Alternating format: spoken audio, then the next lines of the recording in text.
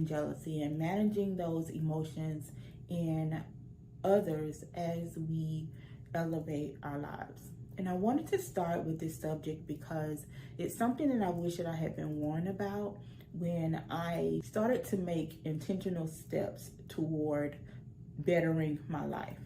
I noticed that not everybody in my life was happy about the elevation. So in this video, we're going to be discussing what jealousy and envy are. We're going to talk about how to notice the symptoms of jealousy and envy in our relationships. And we're also going to talk about how to manage those emotions as we elevate our lives in ways that can keep those relationships intact. Really early on in my elevation story, I actually started out as a blogger. Now, I started out my blog, I was going to be blogging about mother and daughter relationships. I didn't have the best relationship with my mother, and as my oldest daughter started to get older, she was a teenager, I started to notice some of the same symptoms and situations that I had dealt with my own mom with my daughter. And I didn't want our relationship to mirror the relationship that my mom, or not really a relationship that my mom and I had. We just tolerated each other. And I decided that I wanted to mend my relationship with my mom, and I started to blog about it. And I was really excited about this new venture that I was in, and I went out and I got a logo and I got a website, and I started to join bloggers groups and build connections with people. I started to get branding deals, and I started to go on trips and go to different events. And I was really excited about this. It was a whole new world for me. I loved to write, so it was I was able to merge some of the things that I really enjoyed doing while also meeting new people and working on my relationship with my mom. But I noticed that some of the most important relationships in my life started to shift. Not everybody was happy about this. I remember having to have a conversation with one of my best friends at the time, and she was going through a difficult time, and I had to have a conversation with her and tell her, I'm not going to be able to spend hours upon hours on the phone with you every night anymore. I have to dedicate some time to working on my blog. I was still working a full-time job. I was working until 11 o'clock at night, and I would get home at night, and many times I would be on the phone with her until 5 and 6 o'clock in the morning. But I wanted to dedicate that time to working on my blog and learning how to do a blog and learning WordPress and nurturing relationships and writing blogs and looking for opportunities to get my brands out there, right? So I had this conversation with her, and I told her, I'm not going to be able to be on the phone with you all the time. Let's set a day of the week where we can talk and catch up, and the rest of the days of the week I'm going to have to dedicate to my blog. And she was totally fine with that.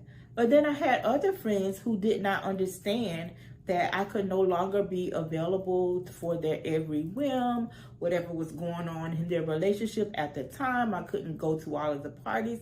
I had to be intentional about what it was that I was trying to accomplish. But I also noticed that in some of my other relationships, snide remarks that were being said, or if I talked about the exciting that happened to me and there was not excitement, there was no congratulations, or there was not excitement. I also noticed that some people wanted to see how they could benefit from the communities that I was creating, or benefit from the doors that were beginning to open for me. So when we talk about envy and jealousy, many times those two words are used interchangeably, but they don't have the same meaning. Jealousy is an emotion that I believe that most people at some time have felt. Envy is jealousy 2.0. So jealousy is about the person. It's about them not wanting to lose. Envy is about you. Envy is about them not wanting you to win. And so envy can be the catalyst for some really egregious acts. Jealousy is more focused on that person, and it's normal. Like I said, I think that most people at some time in their lives have experienced jealousy. So when we talk about jealousy, and when I say that, that means that they don't want to lose. They don't want to, usually, think about a romantic relationship. If you're jealous over your partner who is always going out to different parties or something, it is because you don't want to lose that connection. You don't want to lose that person. But if you are envious of your partner, it's because you don't want them to have what they have. You don't want to lose. So it's a big difference between you not wanting to lose and you not wanting the other person to win. So I talked about how some of my relationships kind of shifted, and I started to see what people really thought of me, people that I had grown to really depend on, people that I thought will always be in my life, people that had always encouraged me. Because for so much of my life, I lived beneath the calling that was on my life. I just allowed life and love to happen to me. I wasn't an active participant. I was a victim. In every situation, I was a victim. Rather than looking at what I could have done differently, I played the victim and I pointed the finger at what everyone else did. Not to say that what they did was okay, but when I came to the realization that no one was coming to save me, and I was going to have to get out there and do the work to create the life that I desire, I got really intentional and I just really hit the ground running. So all of the people who had encouraged me over the years, of the people that were really, really important to me, the people that I thought will always be there, I think that they, even though they always encouraged me, and you can do it, you can write books. Since I was 12 years old, I wanted to be a New York Times best-selling author. So they would tell me, you can do this, you can write books, you can be an author. I remember I started a book club many, many years ago, and I was so excited about this book club. And so excited when we had authors that would join our chats and come to our meetings. But I had people who were always encouraging me. But then all of a sudden, when I started my blog and I started to make intentional steps to get closer to those goals, they weren't happy. Whenever I shared good news, they weren't happy about it. They would make snide remarks. And I remember I had a really, really large rift that came about because of a post that I did on my blog. And someone in my circle was not happy about that post. And rather than coming to me and talking to me about it, they went around me and talked to other people in my circle. So I ended up having 4 or 5 different conversations with other people about this post, this seemingly innocent post that I had no malice in my heart when I wrote the post, but the person felt like I was being disloyal. And so I had these conversations with different people in my circle about this post. And I remember feeling so hurt and so hurt. I felt disappointed. I felt like, what am I doing here? What am I doing? You know, I am having the time of my life. I feel alive for the first time in a very long time. It has caused this issue in my relationship, a relationship that was very, very important to me at the time. And I remember calling my dad. I called my dad and talking to him about the situation, and I was just really torn because I felt like I needed to make a choice between whether I was going to continue with my blog or whether I was going to try to salvage this relationship with the person that I really, one of my best friends. They were person that I would call. You have that person, one of the first people, whether when something happens to you or for you, it's good or bad, they were one of the first people that I would call. And I remember I called my dad and I was telling my dad about it, and I was crying, and I said, I'm just gonna stop. I'm just gonna get the blog down and just, okay, I'll just be done with it. And my dad is really funny. He uses very colorful language, so you can probably assume he said, but he said, no, don't you dare. You shut your blog down. This is something that you enjoy doing. You in your heart that when you did that post, you were not to be disloyal. You were not trying to hurt them. Just don't stop your blog. And I didn't know at the time where that blog was going to lead me. I thought it was just a blog. I was just writing. I would maybe write for some magazines. Maybe I would write a book. Maybe I would eventually land on the Essence bestseller list, New York Times bestseller list. But I didn't know that out of that blog that the Blessed Dating Chronicles would come, and that other opportunities would pop up, and that I would eventually be a relationship coach. I thought it was just a blog. And so I listened to my dad, and I did not in blog. I'm very glad that I did, but that relationship was never restored. It was never restored. And so when we talk about the difference between jealousy and envy, I had friends in my life at that time who would always say, they're jealous of you. And it didn't make sense to me. I really know the difference between jealousy and envy at the time, but I assumed that jealousy means that you have, if someone is jealous of you, that you have something that they want.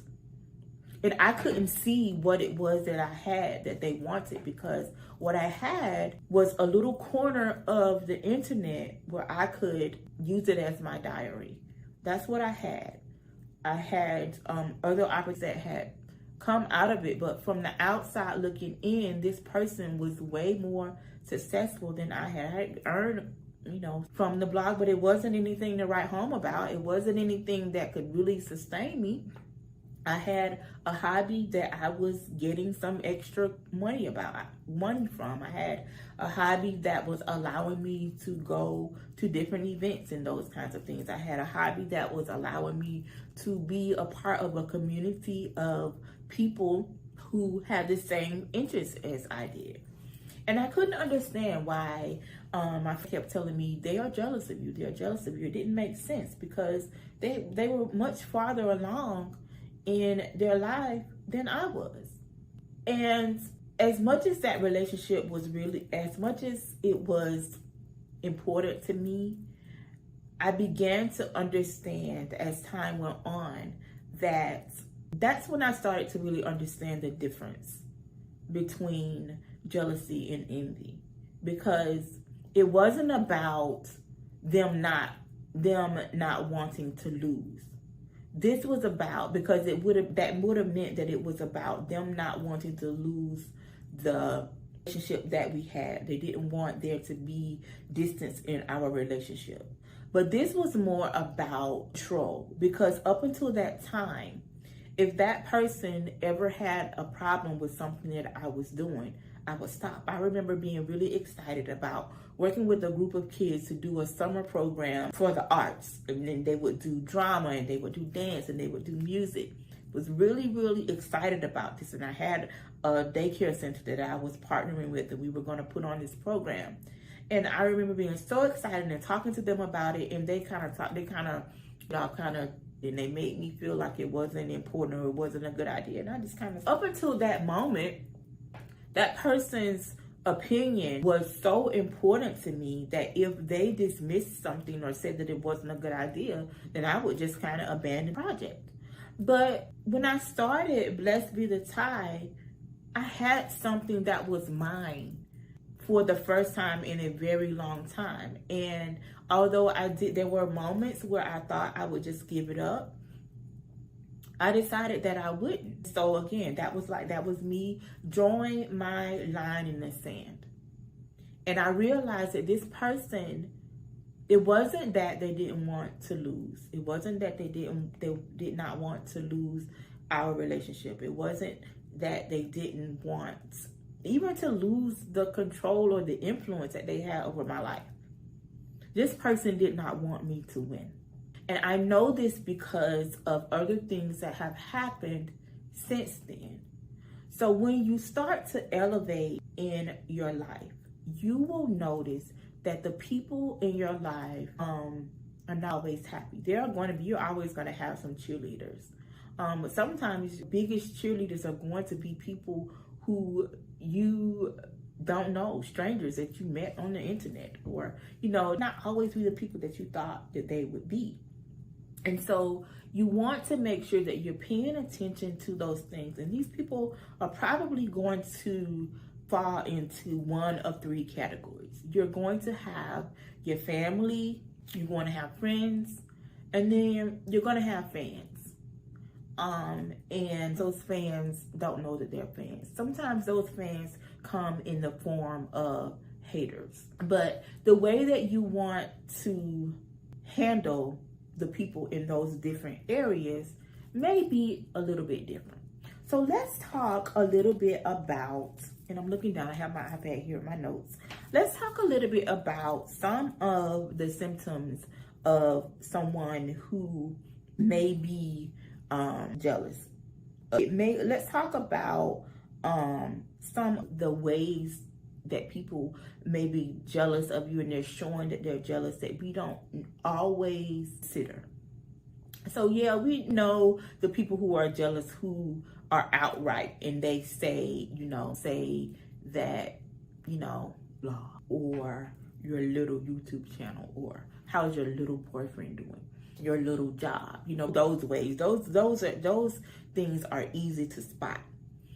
But what about the people who are overly interested in what you have going on, and they're always asking, and they're just more interested in what is going on with you than their own lives?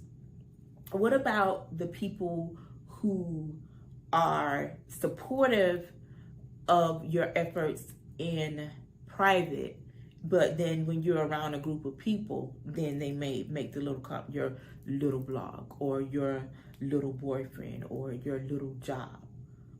Those are signs of jealousy as well.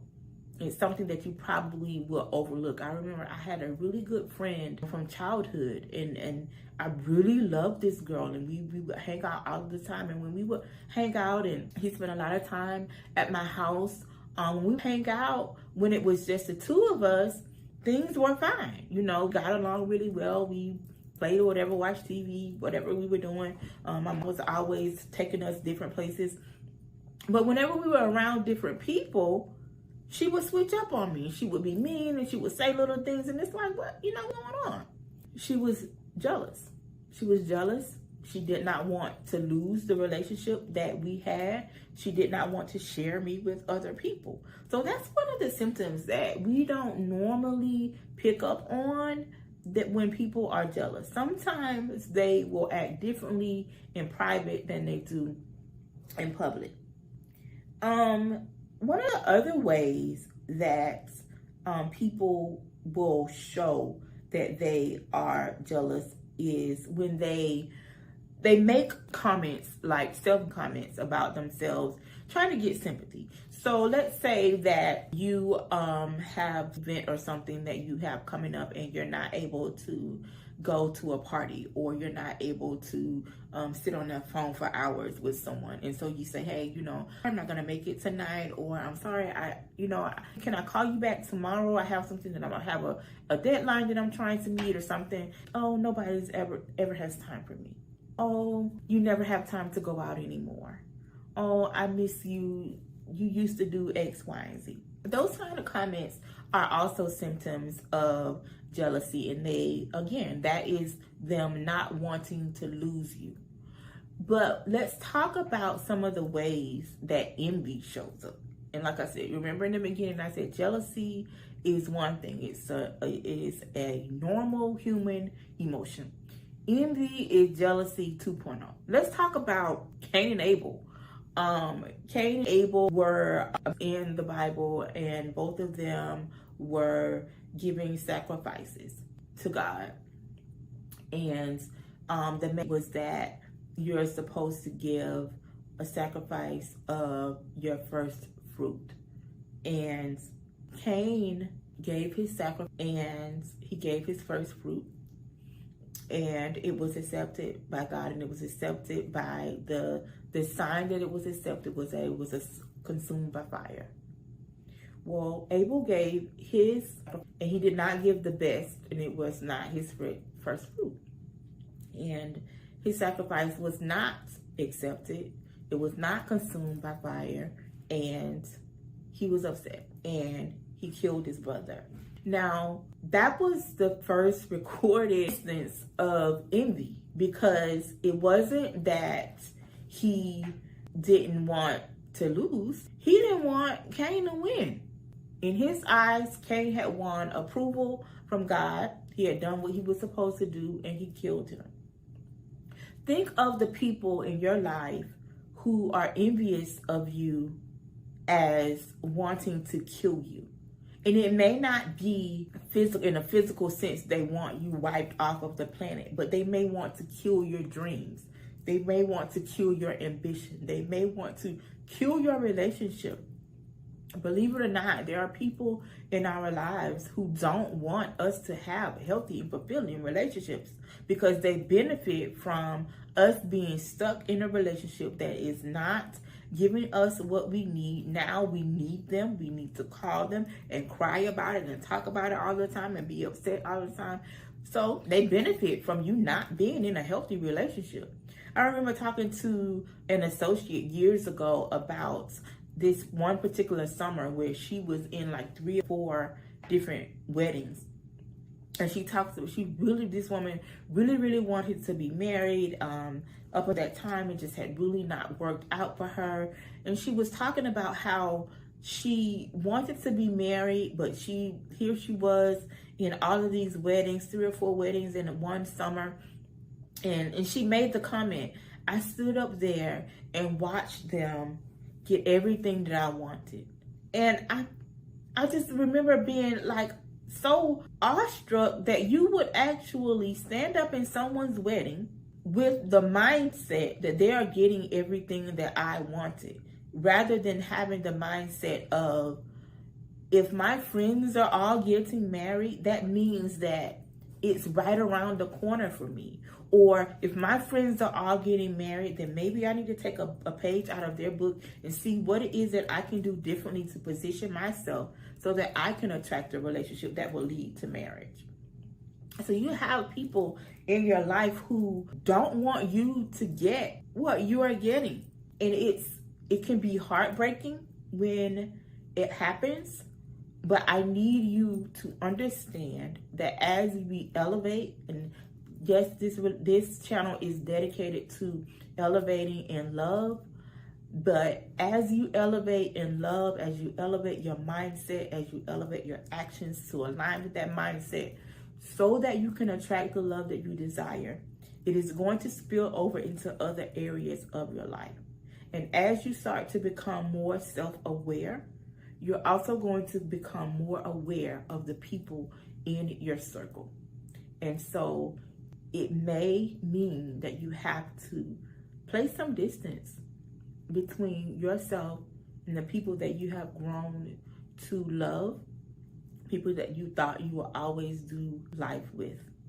And so I want to give you some tips on how to manage envy and jealousy. Again, remember I said that these people are normally going to be in one of 3 categories in your life. They're going to either be your family, and those, you can't divorce your family. Your brother is your brother, your sister is your sister, your aunts are your aunts, your cousins are your cousins, right? So you're going to have to be around them at some point. The holidays are coming up, summer vacations, big 80th birthday party, you're going to have to be around these people. So how do you navigate those relationships when you have identified that these people either want to lose or they don't want to see you win? One of the easiest things that you can do is to take your emotions out of it. I've had situations where someone has shown to not be as of my elevation as I think that they should be, but I have to be in their presence. And so understanding that jealousy is a human emotion, a normal human emotion, it just happens. You can kind of someone who may feel that they aren't getting their just due in life or love. You can sympathize with them. And for me, many times when I have been in the presence of someone for some time, even though I may have noticed something that was off in the relationship or that they were jealous or envious, when I see them, a lot of times I don't even remember what happened. When I see them, they're just my family. They're just, of my life. And I choose to compartmentalize the other things that I'm working on, the things that they may be jealous or envious about. Compartmentalize those things and don't talk about them. You talk about surface level things. You don't tell them what you are working on or that new trip that you are planning, or the raise that you just got on your job, or the new brand deal that you got, or the book that you're working on. You just don't tell them about those things that you have going on, because you know that they aren't going to be happy about you. You want to guard those things that you're working on. Just like you would guard a baby. They're your baby. That's your project. Guard those things. So the first thing that you want to do, if they are your family, and this can apply to if they are your family or your friends, you want to limit how much you share with them. And goes to fans as well. If you are someone who is online and you're doing different posts and you're on casts and those kinds of things, maybe you have a list on your social media if you want to share something, and you can exclude certain people from those things, and that way you can protect what you are working on. Fans they're kind of a touchy subject, kind of are working online in your business. It's affected by you having a presence online, then you are going to come into contact with people who don't necessarily care for you. And it's an interesting dynamic, right? Because you're online and you're on your Facebook page, you're on your YouTube channel, you're on your Instagram channel, you're on your podcast. No one is making them interact with you, but there are people who get off on being negative on your posts. I wish that it was as easy in real life as it is online to just kind of block people. So one of the things for people who are being just especially egregious in actions and in their words, but you can just block them. But again, family, friends, keep the conversation to surface level things. Fans, only share those parts of your journey or what you're working on with people who are going to be supportive. And then if they're not going to be supportive, if they're just being really unruly and rude and all of those things, then just block them. So that's what I have. It is going to happen. As we work together to elevate your love life, you're going to have people in your circle who are going to be both jealous. That means that they don't want to lose, and it may just mean they don't want to lose that connection that they have with you, a new boo. And so now you don't have time for that girlfriend that you would have several times a week. You don't have time to go to brunch on Sundays because you're going to lunch with your boo after church. It's going to happen. It's going to happen. And I want you to be prepared for when it happens. You're going to have people that are in your family who are going to be envious of your relationship. And it's not because they don't want to lose the connection that they have with you. It's that they don't want you to win. Maybe you come from a family that doesn't have a history of healthy and fulfilling relationships. And all of a sudden, you have a lover who is adoring you and pouring all the love and affection on you that they desire. And they think that you don't deserve it. And what you want to do in that situation, protect your love, protect your relationship, and just don't talk about it with those people who won't celebrate you. So that's all I have for elevation and envy And in the next video, we're going to be jumping right in to relationship education, what this channel is all about. And we're going to be talking about love brand identity crisis, overcoming challenges in modern dating. Until next time, I am Arnitris. I am the relationship expert on Love Elevated TV. I am the Love Elevator. I'm here to educate you so that you are able to position yourself to receive all the love that you both deserve and desire. And I'll see you in the next video.